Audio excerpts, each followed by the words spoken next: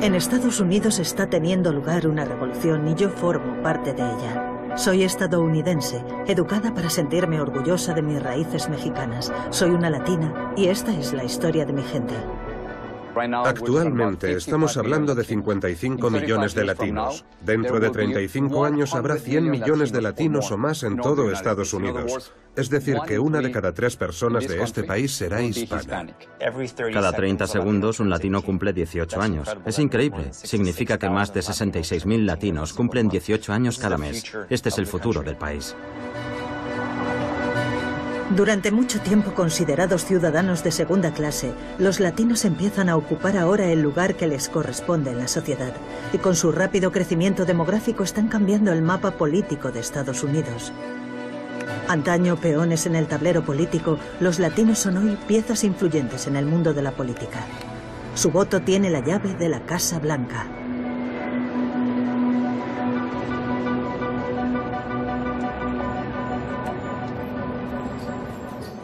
Es el lugar hacia donde vamos. Los Estados Unidos que vamos a ver en el siglo XXI van a ser muy diferentes de lo que hemos visto hasta ahora.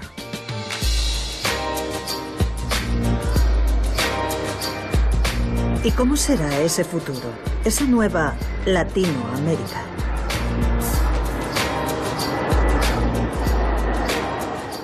Hace solo unos días, el censo informó de que actualmente los latinos son la mayoría en California. ¿Cómo seremos entonces dentro de 20 o 30 años? No tiene que esperar para saberlo. Tome un vuelo a Los Ángeles, vaya a un colegio, vaya a un hospital y verá montones de adolescentes con apellidos como Gutiérrez, Martínez, Ramos, Bermúdez, Sánchez. Ese es el futuro de Estados Unidos y ese futuro ahora mismo está en California.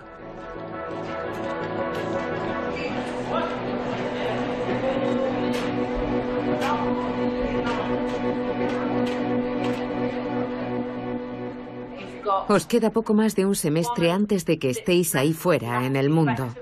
Así que parte de esta clase va a consistir en recordaros cómo es el comportamiento profesional, cuáles son las expectativas, especialmente para aquellos que vais a ir a la Facultad de Medicina, y cuáles son nuestros objetivos este año. Así que os voy a presentar a la doctora Southis. Hola, chicos. Enhorabuena, sois estudiantes de último año, ¿verdad? La universidad, bien. Vale, hoy voy a hablar del proceso de convertirse en médico, así que vamos a recapitular.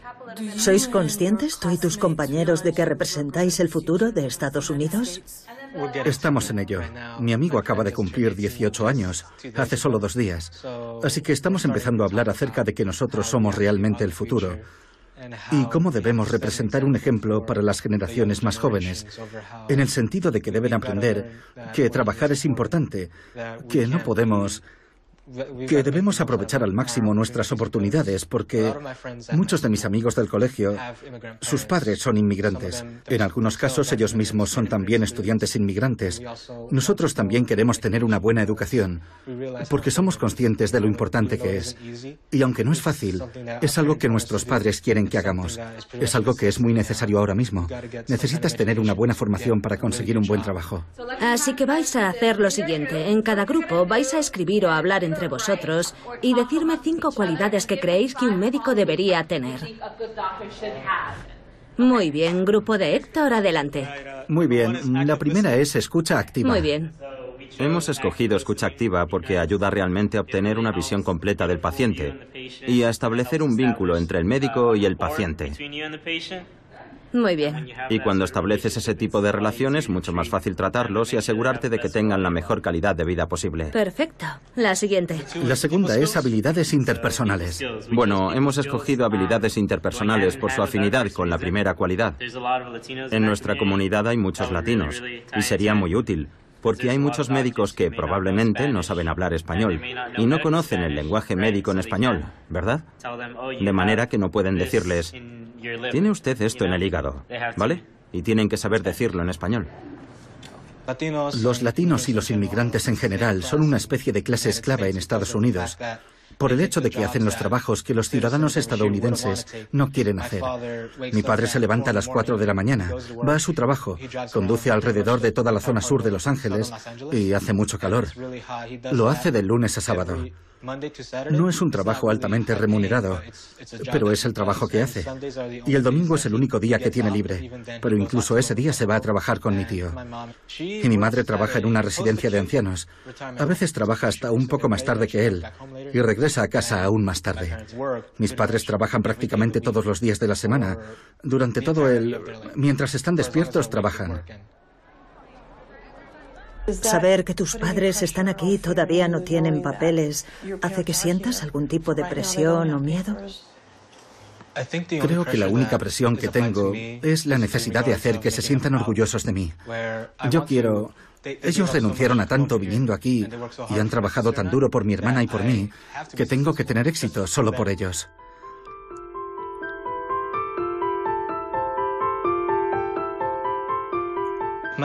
A mi hermana pequeña la trato como si fuera mi hija.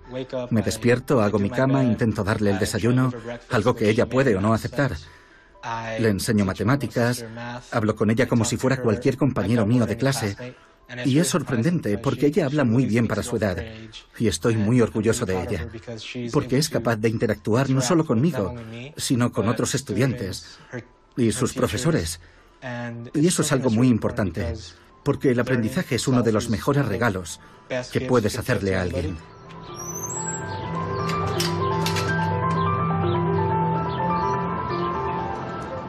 Actualmente la mayoría de los niños en nuestro distrito escolar, y tenemos 30.000 niños, más del 90% son nacidos en Estados Unidos, ¿de acuerdo? Bilingües y nacidos en Estados Unidos de padres extranjeros. Y la otra cuestión es que han pasado de ser una minoría hace 50 años a ser la abrumadora mayoría. Este distrito escolar ha pasado del 7% de latinos al 97% de latinos en 50 años. Así que es trascendental si nos paramos a pensarlo.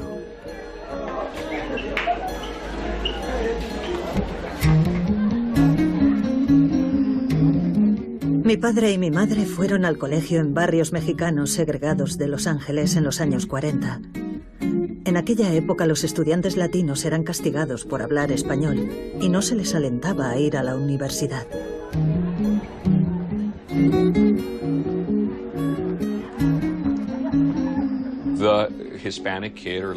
El adolescente hispano o latino o México-estadounidense en aquella época no se sentía vinculado al colegio. No estaban conectados, básicamente. Fracasaban, eran marginados y habían empezado a tener cierto liderazgo. Y fueron los profesores latinos que habían logrado integrarse en el sistema los que dijeron que aquello no era justo. En Estados Unidos todo el mundo se merece una oportunidad. Y aquello tuvo lugar hace exactamente 47 años, cuando los walkouts, las huelgas estudiantiles, marcaron, creo, el inicio del movimiento latino que empezó a cobrar notoriedad a nivel nacional.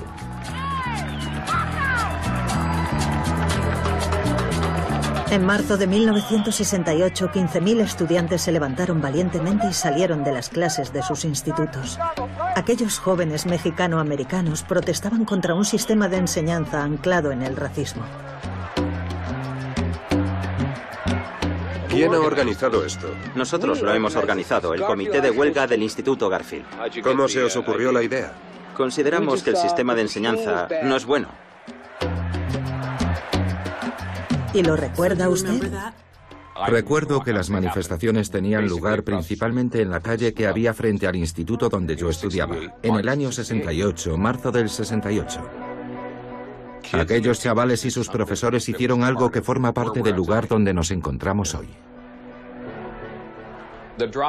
La tasa de abandono escolar en educación secundaria de latinos en aquella época, la tasa de abandono antes de terminar secundaria, era probablemente del 60 o el 70% en aquella época. Actualmente en nuestros centros de enseñanza la tasa de abandono está por debajo del 4% o alrededor del 4%. Así que hemos trabajado mucho para que los chavales sigan estudiando.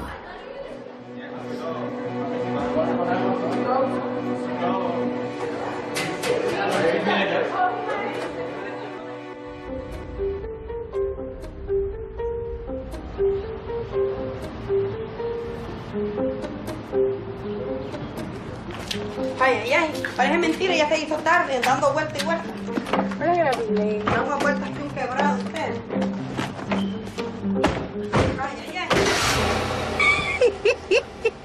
Es que esta niña, es que le hace ver. Entonces, ¿qué te dice? ¿Le vas a dar permiso de ir? ¿A dónde? Al juego de fútbol. ¿A qué hora va a ser ese juego? A las 7. ¿A las 7? ¿Qué te dice, mami? Es fútbol americano, ma. ¿Es el primer fútbol de este año? Ya, el primer fútbol americano. ¿De este año? El año pasado, pero juegan las niñas. Y tú vas a ir, ¿verdad? Sí. Yo nací en Honduras, en el país de Honduras, en la ciudad de La Ceiba. Nací en 1997, el 10 de abril. Vine aquí en 2008, tenía 10 años. 11. ¿Y cómo viniste de Honduras a Estados Unidos? ¿Sabes quiénes son los coyotes? Son las personas que te ayudan a cruzar la frontera. Así. Y es todo caminando. ¿Qué edad tenías cuando viniste caminando? 10. ¿Con quién estabas? Sola. Sí. ¿Cómo sabías a dónde ir? ¿Qué hacer? Bueno, hay un grupo de personas. El coyote se encarga de unas 50 personas para poder recaudar un buen dinero. Y todos caminamos juntos. Primero fui de Honduras a El Salvador en coche. Pero desde El Salvador empecé a caminar hasta México. No, de El Salvador a Guatemala, de Guatemala a México. Y de México, así caminando, día y noche.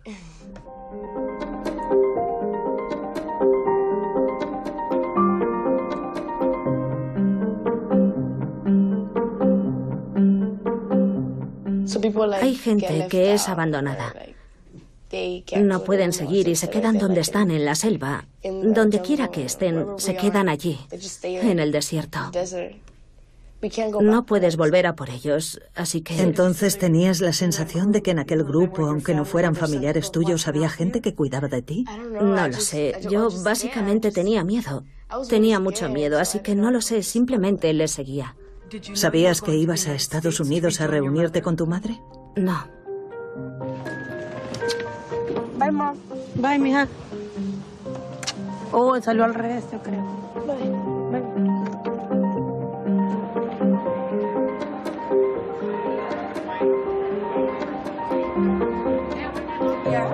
Esto parece... Vale, adiós. ¿Y cuando llegaste a Estados Unidos, cómo fueron los primeros meses que pasaste aquí?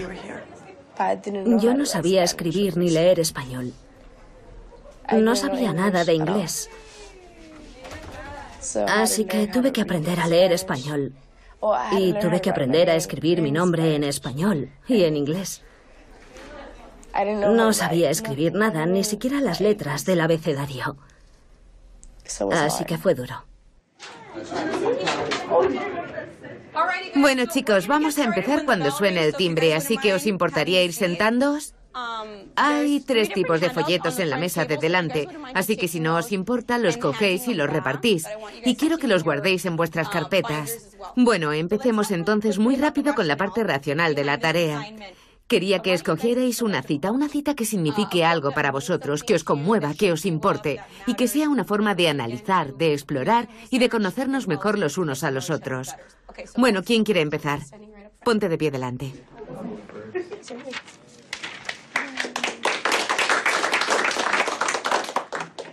Hola, chicos.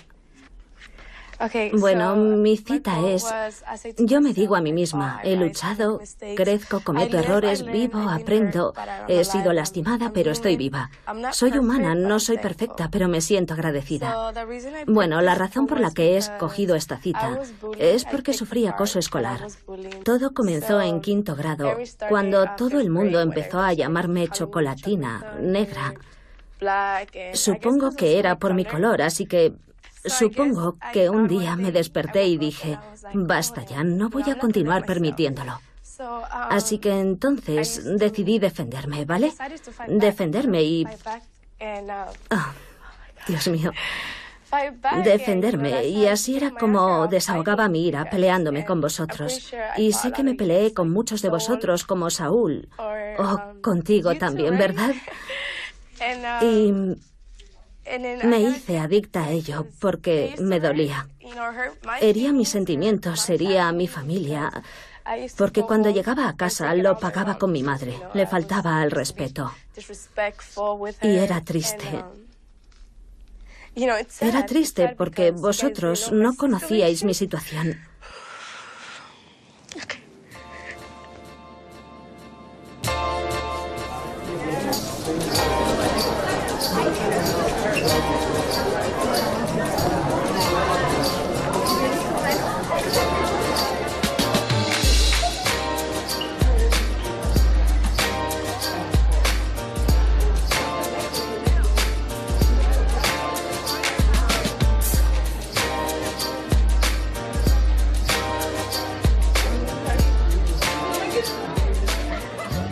$11 millones de personas no tienen papeles. Tenemos, además, aproximadamente 5 millones de niños que están creciendo en las sombras de la ley. Son niños que están en nuestros colegios, están en nuestras iglesias, en las ligas menores, en los campos de fútbol, pero no son miembros totales de la sociedad. Ese es el principal reto en lo tocante a la inmigración estadounidense en el siglo XXI. Tenemos un sistema de inmigración obsoleto que no tiene un camino claro para estas familias y jóvenes. Y estas familias están echando raíces cada vez más profundas en la experiencia estadounidense. Esto es lo que vemos con los niños. Los datos de las consecuencias psicosociales que producen las tensiones que conlleva un estatus ilegal son abrumadores. Por tanto, la historia de la absorción de inmigrantes, de la integración de inmigrantes, es la historia que define el desafío de una educación estadounidense que avanza hacia el futuro. Millones de niños inmigrantes asistieron al colegio el año pasado en Estados Unidos. ¿Se les dará la oportunidad de ser ciudadanos plenamente comprometidos o pasarán a formar parte de una subclase desconectada de la sociedad? Deberíamos hacer lo correcto por esta nueva gente joven, pero también deberíamos hacer lo correcto por nosotros, por la gente mayor. Y lo correcto para la gente mayor es ayudar a la gente joven a ser todo lo fuertes que puedan ser, a ser adultos en toda su capacidad, que puedan llevar el peso del Estado y mantener a las personas de la tercera edad con todos sus derechos y prestaciones, porque ello dependerá de las generaciones jóvenes, predominantemente minorías. Porque no se puede simplemente presionar un interruptor dentro de 10 años y decir, oh, ojalá estos chicos hubieran recibido educación. Un momento, si no reciben esa educación a la edad en que deben recibirla, no estarán educados, así que será mejor hacerlo ahora.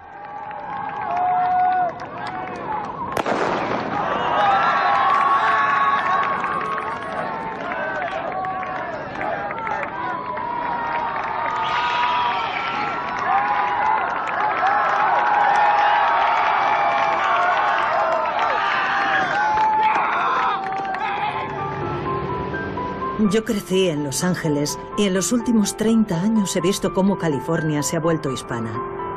Los latinos están influyendo en cada aspecto de la vida aquí, desde la política a la cultura, pasando por la familia. No olvidemos que California es la quinta economía más poderosa del mundo, así que estamos hablando de un mini país dentro de Estados Unidos. A donde va California es hacia donde va el resto del país.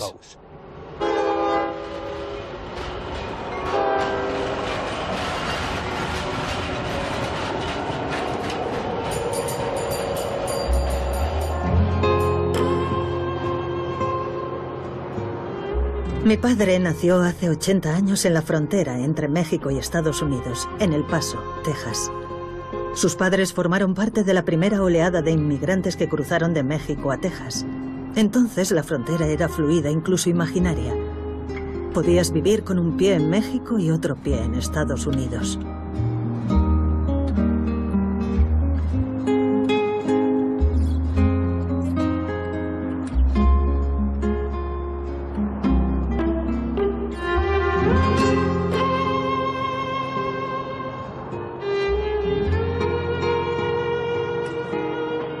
¿Diría usted que la historia del crecimiento de los latinos en este país empezó realmente aquí, en El Paso, Texas? En muchos sentidos, algunos nos referimos a esta ciudad como la isla Ellis del suroeste, porque ha habido mucha inmigración aquí. Pero incluso antes de la inmigración, por supuesto, los latinos ya estaban aquí, en Texas. Y ello se debe, por supuesto, a que los españoles llegaron a México, conquistaron México y luego viajaron a través del suroeste en busca de oro y otras riquezas. Bueno, basta con fijarse en los nombres de las ciudades: San Antonio, Los Ángeles o El Paso del Norte, que era como se conocía antiguamente. Los lugares que ahora llamamos California, Nuevo México, Nevada, Utah, Texas, Arizona, incluso partes de Wyoming y Colorado, antiguamente pertenecieron todos a México. Pero en 1846, Estados Unidos declaró la guerra a su vecino del sur. 2 años después, la guerra había terminado y México había perdido la mitad de su territorio. De la noche a la mañana, 100.000 mexicanos se convirtieron en extranjeros en una tierra que había pertenecido a sus familias a lo largo de generaciones. El Paso ha sido un cruce fronterizo crucial para muchos hispanos que venían a Estados Unidos. Por eso lo comparamos con la isla Ellis.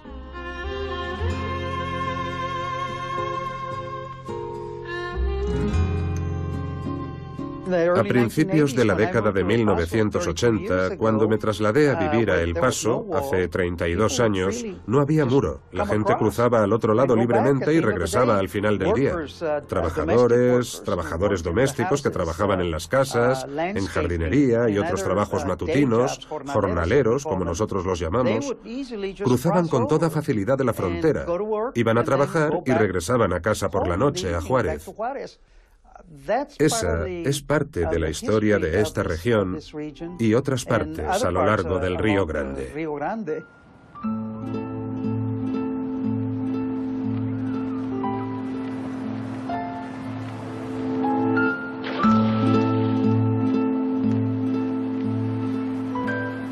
Yo estuve aquí hace 15 años y ese muro todavía no estaba aquí. ¿Qué ha ocurrido? Bueno, lo que ocurrió fue el 11 de septiembre, el miedo a los terroristas y la propaganda acerca de inmigrantes entrando por la porosa frontera. Y el hecho de que entre ellos pudiera haber terroristas ha creado una atmósfera de miedo y desconfianza. Y los políticos lo han utilizado para sus propios fines, para ser elegidos y fomentar el miedo, ideas antiinmigratorias y su estrecha visión de la naturaleza humana. Este muro es un ejemplo del pésimo entendimiento humano de los pueblos y de la historia. Y tengo la esperanza de que en última instancia se derribe, se derribará.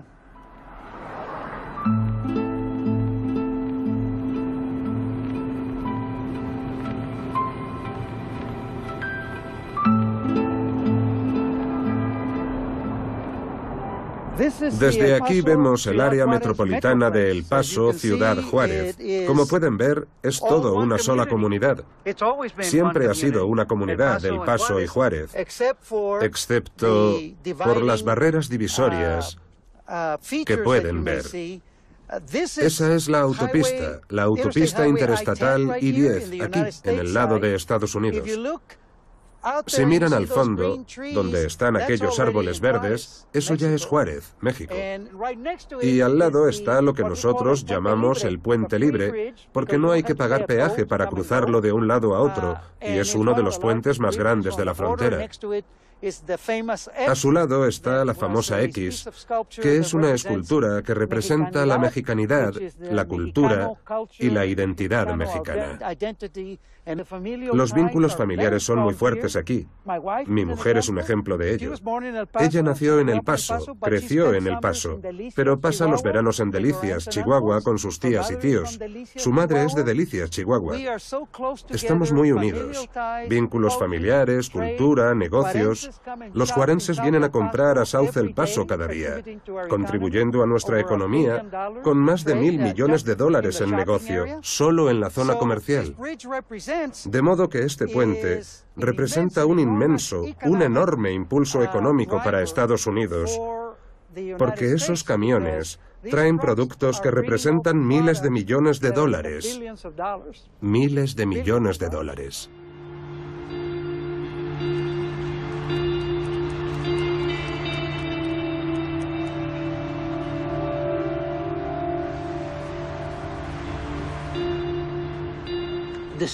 La historia de la reconstrucción de Estados Unidos por los latinos es la historia de los nuevos americanos, los viejos americanos y los doblemente americanos. Compartimos un espacio, compartimos una patria, compartimos un continente que está cada vez más interconectado, que es cada vez más frágil, cuyas fronteras son cada vez más elusivas.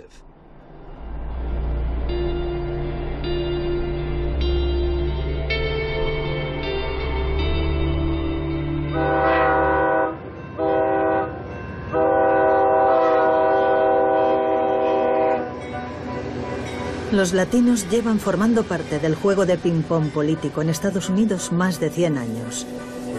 Cuando es bueno para la economía, los inmigrantes son invitados a trabajar en el campo y en las fábricas. Cuando el miedo toma el control y las políticas cambian, se les expulsa. Pasan de ser deseados a ser denigrados.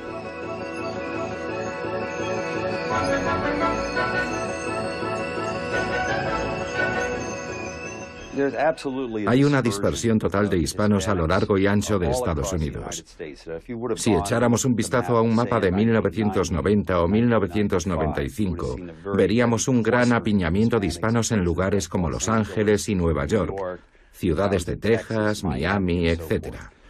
Pero si miramos una imagen en movimiento que nos muestre el paso del tiempo, con los datos censales y otras estadísticas, comprobaremos que se ha producido una dispersión hacia otros lugares. Y la razón es que la gente tiene puestos de trabajo que se necesitan ocupar. Iowa está en el centro de Estados Unidos. Ha sido tradicionalmente un estado con mayoría blanca, pero como muchas comunidades del Medio Oeste, su población ha disminuido. He venido aquí para ver con mis propios ojos cómo los latinos están revitalizando esta parte del país. Pero si miramos la media de edad de la población blanca de Iowa es muy alta. Los jóvenes crecen en Iowa, van al instituto en Iowa. Puede que vayan también allí a la universidad, pero luego se marchan a otras partes de Estados Unidos porque no ven oportunidades en Iowa.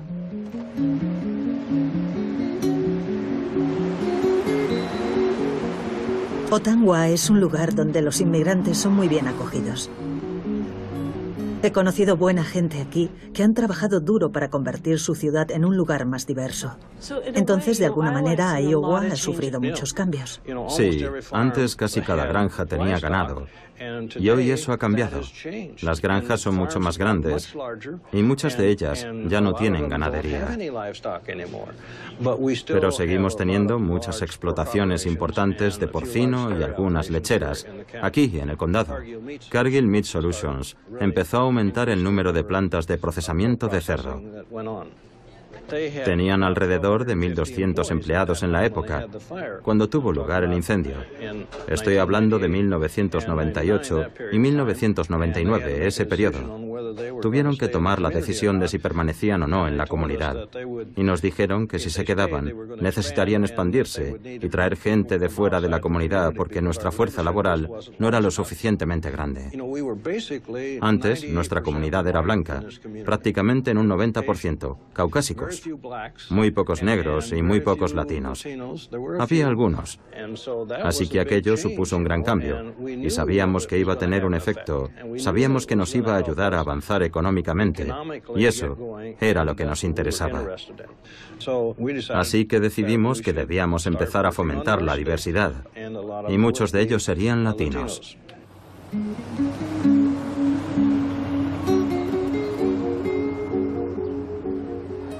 Y muchos latinos pasaron de trabajar en fábricas a abrir sus propios negocios. ¿Cómo lo hicieron? Hay muchos recursos en la comunidad para ayudar a estas personas emprendedoras. Por ejemplo, la Credit Union es muy amable con ellos. Otro ejemplo, ni siquiera requerimos número de seguridad social para abrir una cuenta. Y pueden obtener un préstamo sin tener tarjeta de residencia. Les basta con el pasaporte o la matrícula consular. Entonces, ¿puedes venir aquí y básicamente abrir un negocio sin tener papeles? Exacto, exacto. La banda toca en tu honor. Y aunque no salgas de traje serenata, ya pedí linda güerita y el corrido soy. ¡Hola! Pásale, jefe. Este no tiene nada, mire. 2, 4, 6, 7, 8. ¿Son 8? 8. Pásale, jefe. Es que es grande, mire. Este es de 40, nomás trae 40 la de esta y las cajas normalmente trae 60. Por eso en la Walmart los está a 99, pero es que este es grande. Sí. Esto lo está doble. Sí. Se ponen mismo eso después. Sí. Sí, ahí sí me dan todo más barato. ¿Cuántos años tiene aquí? Yo tengo, ya voy para 5 años. Pero ya conozco yo mis clientes, ya los conozco, toda la gente. Sí, ya platico con ellos o así. Por eso yo cuando entran tengo que hablarles porque siempre la gente ya sabe que les hablo y cuando no les hablo, como que sienten, como que me miran muy apagado. Sí. ¿Y toda su familia trabaja aquí? Sí. Sí, mis hijos y... Bueno, él anda en la universidad, mi hijo ya anda en la universidad y me ayuda el viernes cuando sale, se viene y el sábado y el domingo me ayuda y entre semana va y estudia. Y mi niña ahorita anda de vacaciones de la escuela, pero en las tardes me ayuda ella aquí a atender la caja. Sí. Y mi esposa, sí. Con mi esposa. Sí, ella siempre está aquí. Ella y yo estamos aquí siempre en la caja. Queremos trabajar. ¿Va a sacar carne ahora para el 4 de julio? Sí, ahí para estar con los hermanos. Ah, las quienes vinieron de visita. Vinieron no, hermanas en Cristo. Oh, está bien. ¿Por qué dejaron México? Porque allá la vida está muy dura. Allá, pues la gente estamos pobres pues todos y andamos buscando mejor vida. Sí. 33,60.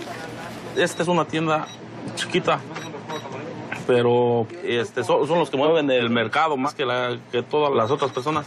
Sí, la gente hispana. Sí, porque uno viene, pero como trabaja, también sabemos comer. Órale, pues. Eso es suyo. Eso no. También. La dejaron venir sola. Hay oportunidades de trabajo en Iowa y creo que muchos de los nuevos grupos hispanos que llegan se dan cuenta.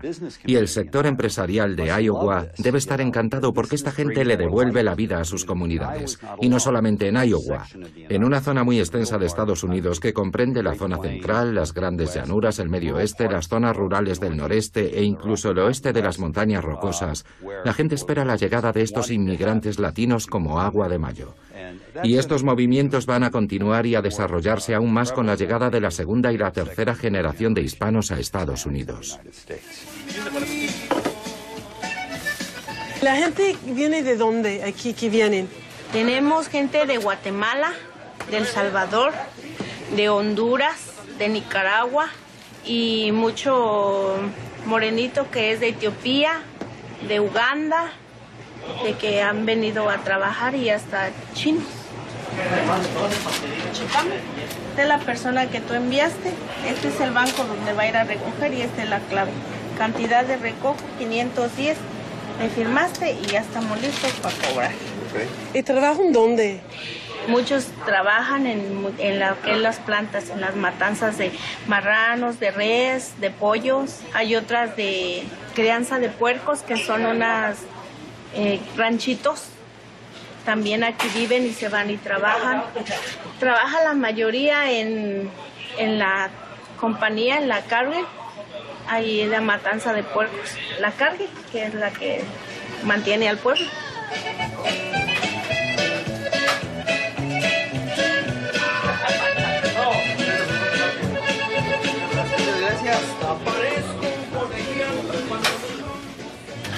Se trata de poblaciones jóvenes, que tienen más hijos que la media habitual de la población autóctona, algo que se había convertido en un verdadero problema demográfico. El estado de Iowa estaba envejeciendo, cada vez había más ancianos, y las escuelas se estaban vaciando por los cambios en la agricultura que hemos comentado antes. Y la llegada de familias numerosas ha revitalizado la región. Trabajamos mucho el tema de la integración, pero siempre digo que los niños serán finalmente la solución. Mucha gente joven se marcha mientras que la gente mayor se queda. ¿Cómo han vivido esa transición? ¿Ha sido fácil para ellos ver cómo cambia su vida así? Bueno, había mucha inquietud. El miedo fue, probablemente, el sentimiento que más trabajo nos costó superar. Las personas mayores como yo teníamos miedo y nos preguntábamos, ¿qué tipo de vecinos serían los latinos? Y durante todo este periodo de transición del que hemos estado hablando, nos dimos cuenta de que los latinos no eran muy distintos a la población local, a los ciudadanos de Iowa. Sus pilares son la iglesia, la familia y el trabajo. Ponlas allá adentro. Mira, pues ayúdale a Rafita a ponerla esa más allá. A ver, No, yo me... mira, agarro que te dijiste que está bien pesada. Anda. De por sí. Tamañito. ¿Ustedes están bien aquí en su ranchito, aquí en Iowa? Sí. Sí, pues sí. Es un pedacito de México. Está la tierra, está el campo, está el aire, estás libre. Sí, aquí en este país sí hay muchas oportunidades para la gente que quiera trabajar bien. Se puede lograr lo que uno Anhela. sí anhela. ¿Hoy día sus raíces están aquí? ¿Hoy día? Sí, yo creo que sí. Están aquí y algunos familiares. Ya nuestros hijos están estudiando, viendo su futuro como americanos. Entonces, ¿es cierto que su futuro está aquí en los Estados Unidos? Creo que sí.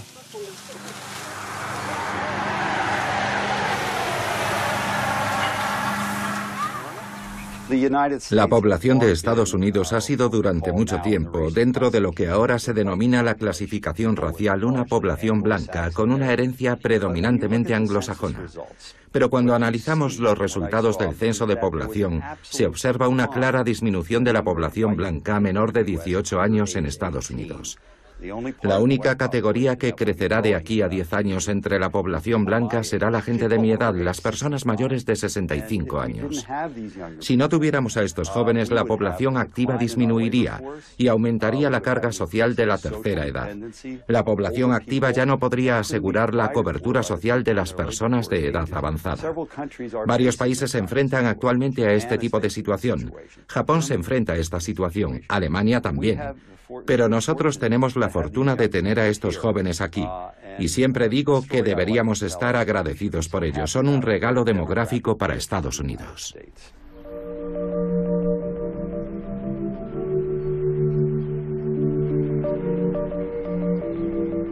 La gente que he conocido en Ottumwa no hace diferencias con los latinos. Los llaman los nuevos iowanos. Los latinos no solo se han adaptado, sino que están transformando esta comunidad. La mejor forma de comprender su nivel de integración es visitar la iglesia.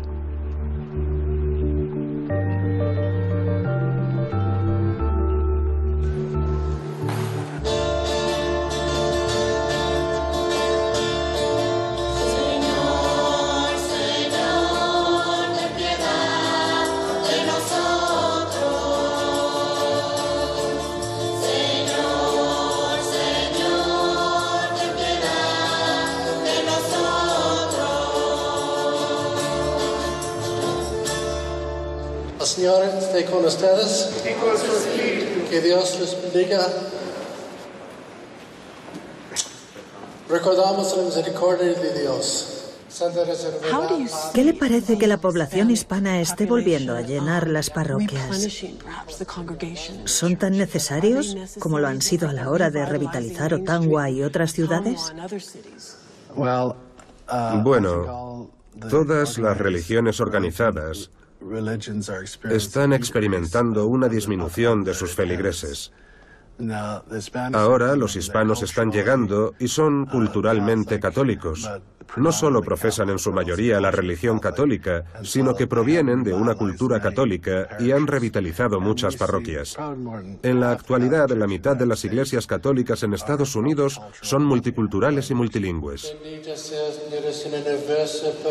La Iglesia Católica de Ottumwa es una iglesia progresista. Cree en la justicia social. Sus curas y sus monjas trabajan a favor de los derechos de los inmigrantes. Aquí tenemos un papel y pueden firmar su nombre y pueden decir que tienen lugar en su casa para cuántas personas. Si necesitan más información, yo lo tengo aquí. Gracias. ¿Cree que sus parroquianos ven con preocupación el problema de la inmigración? Bueno, tenemos un problema con los inmigrantes, pero también tenemos un problema como país. Nuestra política de inmigración tiene enormes lagunas y tenemos que hacer algo al respecto. Hay 13 millones de inmigrantes indocumentados en Estados Unidos y habrá que hacer algo al respecto. No podemos expulsarlos y no podemos castigarlos. Y se trata de una población muy activa en la comunidad, sí, aunque muchos carezcan de documentación legal. Sí, son todo lo activos que pueden ser.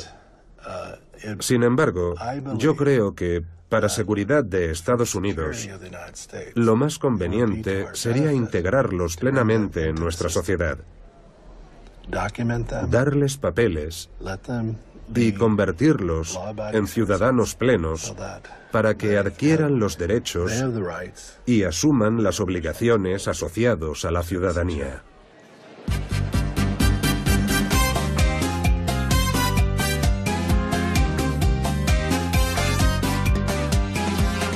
Cada 4 años Iowa se convierte en el centro de atención de todo Estados Unidos. Es en este pequeño estado donde arrancan las primarias presidenciales, de modo que los candidatos pasan mucho tiempo haciendo campaña aquí, visitan ferias, dan discursos y gastan millones de dólares en anuncios de televisión.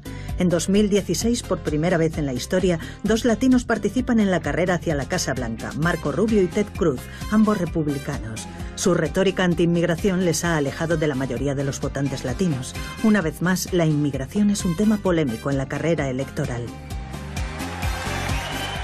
Voy a respaldar y a apoyar lo que el presidente Obama ha hecho para proteger a los hijos de inmigrantes y a sus familias. Y tomaré acciones ejecutivas para impedir las extradiciones. Como ya he dicho, si no podemos conseguir una reforma integral de la ley de inmigración, que es tanto una necesidad como un deber, para ir hacia una obtención de la ciudadanía que ayudaría a crecer nuestra economía, entonces llegaré tan lejos como me sea posible. Ambos partidos necesitan el voto latino para sobrevivir, pero los republicanos han estado lanzando discursos claramente anti-inmigración durante la campaña. Bueno, los políticos que tratan de abrazar los viejos valores del no a la inmigración.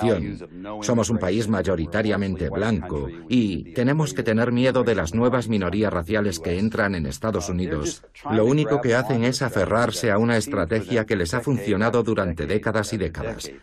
Pero llevan una venda en los ojos. Puede que les funcione durante 1 o 2 elecciones más, pero están quemando sus últimos cartuchos. Cuando México nos envía a su gente, no nos envía lo más granado. No envían a gente como ustedes, ni como ustedes. Nos envían a gente que tiene un montón de problemas y que van a traer sus problemas consigo. Son drogadictos, son delincuentes, son violadores, y entre ellos supongo que también hay buenas personas. Pero yo hablo con la Guardia Fronteriza y ellos mismos te lo dicen.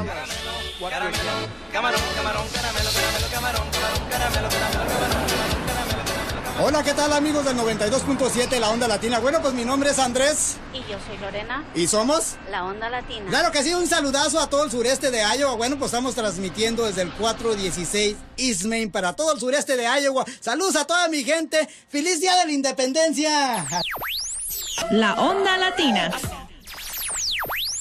Donald Trump está corriendo para presidente y su comentario fue de que cuando México manda a su gente a Estados Unidos, no está mandando a lo mejor de los mexicanos. Yo quiero saber qué es lo que piensan ustedes. Buenas tardes, La Onda Latina. Buenas tardes. Ahí estamos. Soy María Mérida. Oye, a ti, ¿qué es lo que más te duele de los comentarios que él hizo? Que es un estúpido ignorante. No se da cuenta que nosotros somos una mano de obra para Estados Unidos. Que no venimos a hacer daño, venimos a aportar. Exactamente, estamos aquí para aportar, no para hacer daño. Que trabaja aquí en América con papeles y sin papeles, a todos nos quitan taxes igual, impuestos igual, compremos, trabajemos, y eso no se da cuenta. Oye, Mariso, como quien dice, tú no vas a votar por él, ¿verdad? Por supuesto que no, lo voy a votar para la basura. ¿Lo vas a botar a la basura? Así es, no, hombre, de veras, este compadre de veras se ganó el odio de totalmente todo, no solamente a los mexicanos, todos los latinos, ofendió a todo el mundo. Así, oye, ¿nos vamos con algo de música o nos tenemos que ir a comercial? Los mandados. Los mandados. Esta va para Donald Trump. Esta va muy en especial para Donald Trump. ¡Ay, no más!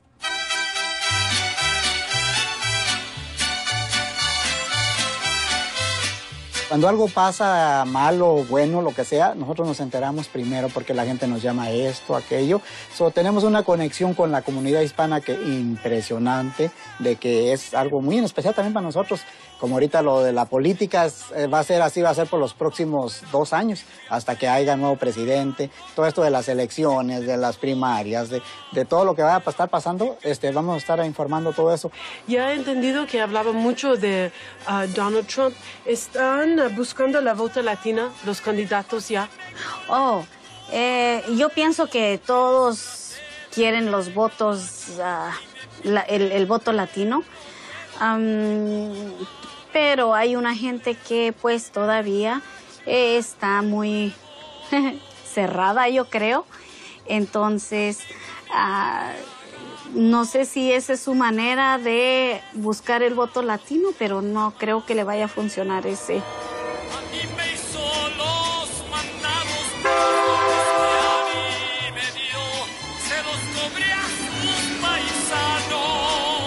Los medios de comunicación en habla hispana juegan un papel unificador en la vida de los latinos que residen en Estados Unidos. En la actualidad, la población hispana representa alrededor de un 17% de la población total estadounidense, pero solo contamos con 3 senadores. Es imposible que 3 senadores representen a 55 millones de personas. Jorge Ramos, un periodista que trabaja en los medios de comunicación hispanos, ha venido a llenar este vacío. Todos los latinos que viven en Estados Unidos lo conocen, ya residan en Los Ángeles, El Paso, Ottawa o Washington, D.C. De modo que me he desplazado hasta el canal Univisión, donde el señor Ramos copresenta el informativo de la noche.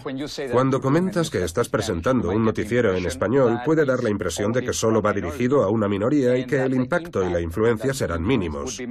Sin embargo, en algunas de las ciudades más importantes de este país, el informativo más visto y el programa de radio más escuchado son en español. Y estoy hablando de Los Ángeles, Houston, Miami, Chicago, Nueva York. Esto es algo nuevo. Antes no teníamos esa clase de poder, pero los números hablan por sí mismos. 5, 4, 3... El Papa Francisco llegó hoy a Bolivia procedente de Ecuador en la segunda escala de su viaje por Sudamérica. Solo permanecerá unas 4 horas en La Paz para evitar que esté expuesto por mucho tiempo a la extenuante altitud. Le contamos a nuestro público lo que pasa en el mundo, lo que pasa en su comunidad y lo que pasa en su país. Pero al mismo tiempo esperan de nosotros mucha más información que les ayude en términos de asistencia sanitaria, en términos de educación y en términos de política. Y, por lo tanto, nuestro papel como periodistas es mucho más amplio. No somos simplemente las personas que les informamos de lo que pasa, sino que en ocasiones nos convertimos en sus portavoces y a veces incluso en activistas.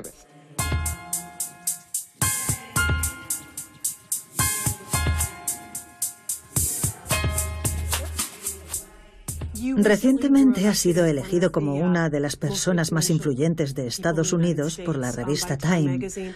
¿A qué cree que se debe?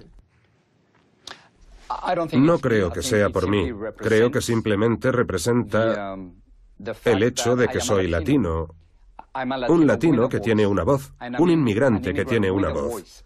Y la realidad es que aquí, en este país, hay muchos inmigrantes que no tienen voz.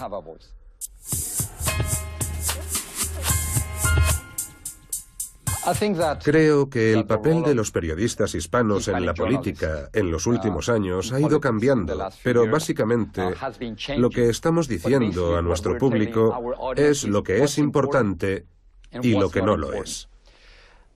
Hace algunos años era posible que un candidato no hablara español y les bastaba con pronunciar algunas palabras sencillas en español como hola, ¿cómo están? Buenos días, bienvenidos, para que muchos latinos votaran por ellos. Ese fue el caso del presidente George W. Bush. Obtuvo un 44% del voto hispano en su segunda elección. Se dio cuenta de la importancia del voto hispano, pero esa era la vieja forma de hacer política. Pronunciaban algunas palabras en español, hacían unas cuantas promesas y obtenían el voto hispano. Bueno, en la actualidad es imposible para cualquier candidato ganar la Casa Blanca sin el voto hispano. Y ellos saben que tienen que hablar con nosotros, tienen que hablar en nuestros informativos, tienen que hablar con nuestra organización y tienen que hablar con periodistas hispanos, porque de lo contrario no pueden llegar a los hispanos. Y sin el voto latino, y esa es la nueva regla en la política estadounidense, sin el voto latino nadie puede llegar a la Casa Blanca. Como suele usted recordarme, mi mayor fracaso hasta ahora es que no hemos conseguido una reforma integral de la inmigración. Así que vamos a continuar trabajando en ello. Pero no es fácil. Durante su segunda campaña presidencial, Barack Obama sabía que tenía que someterse a las preguntas de los periodistas hispanos con el fin de atraer a los votantes latinos. El presidente Obama también habló español en anuncios de campaña transmitidos en canales hispanos. En los jóvenes conocidos como los Dreamers, veo las mismas cualidades que Michelle y yo tratamos de inculcar en nuestras hijas. Respetan a sus padres. ¿Pero fue suficiente que hablara en español? Por supuesto que no. Fue su promesa de implementar una reforma de la inmigración lo que convenció al 71% de los latinos a votar por él en 2012. Recordar que ningún obstáculo es muy grande, ningún camino muy largo. Soy Barack Obama y apruebo este mensaje. Las minorías raciales que votaron a Barack Obama marcaron la diferencia a su favor por la forma en que está configurado nuestro sistema electoral. Eso fue lo que le permitió ganar en suficientes estados en 2008 y en 2012. La gran participación, en particular de los votantes negros, pero también de los votantes hispanos, le hizo obtener grandes apoyos frente al candidato republicano. Poco después de la reelección de Barack Obama, la revista Time publicó una portada con el título Yo decido, en la que se afirmaba que los latinos decidirán el próximo presidente de Estados Unidos. ¿Es eso cierto? Es cierto. Creemos firmemente que el camino hacia la Casa Blanca será pavimentado por los votantes latinos. Y si los latinos son el futuro de este país, tenemos que tomar las riendas de ese futuro. Tenemos que movilizar a los latinos, tenemos que implicarlos.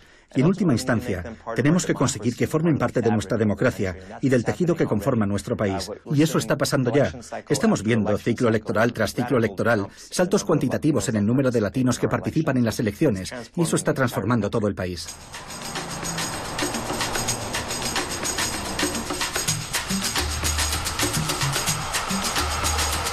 Regreso al punto de partida de mi historia, Los Ángeles. Criada en la década de 1970, siempre creí que tendría que escoger entre mis dos identidades, chicana o estadounidense. Hoy en día estos jóvenes no tienen que hacer una elección, pueden ser ambas cosas, latinos y estadounidenses. Ellos son el nuevo rostro de Estados Unidos.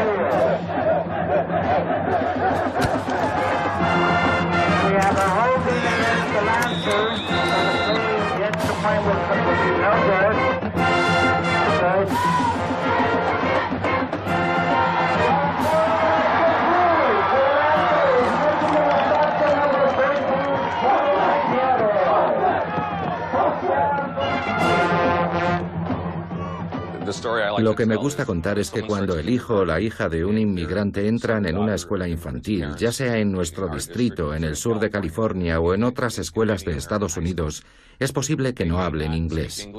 9 años después, esos chicos o chicas van a un instituto estadounidense y quieren ser animadoras o jugadores de fútbol americano o prefieren entrar en la banda de música. Y en cada instituto estadounidense hay una banda de música y un equipo de fútbol americano con animadoras. Y luego quieren cursar estudios preuniversitarios e ir a la facultad.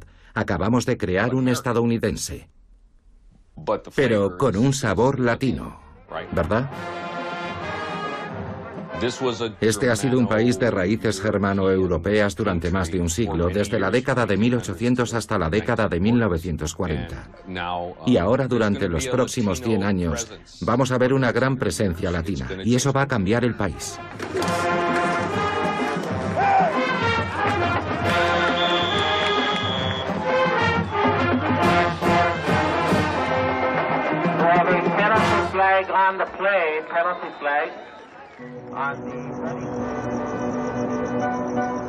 He hablado con muchos demógrafos que están señalando ya este cambio, esta revolución en marcha que se está produciendo en Estados Unidos. Y todos coinciden en que los líderes políticos de este país no le están prestando atención. No escuchan lo que este país tiene que hacer para asumir este cambio. Bueno, los líderes políticos son irrelevantes porque no se puede hacer nada contra el hecho de que hoy hay 55 millones de latinos y en el futuro serán 100 millones. Es un proceso irreversible. Con o sin líderes políticos, y sean conscientes o no de lo que está ocurriendo en este país, la revolución está en marcha. Es la onda latina que está afectando absolutamente a todo. Se puede aceptar o negar este hecho, pero el que lo niega simplemente no está viviendo en este país.